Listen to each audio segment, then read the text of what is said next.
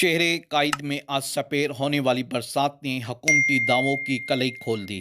سندھ شہر بھر کی طرح اولڈ سٹی ایریاز سمیت Agra Taj colony, Lyari, lines area کی سڑکیں اور گلیاں تالاب بن گئیں۔ برساتی نالوں کی صفائی نہ ہونے کی وجہ سے برساتی پانی لوگوں کے گھروں میں داخل ہو گیا۔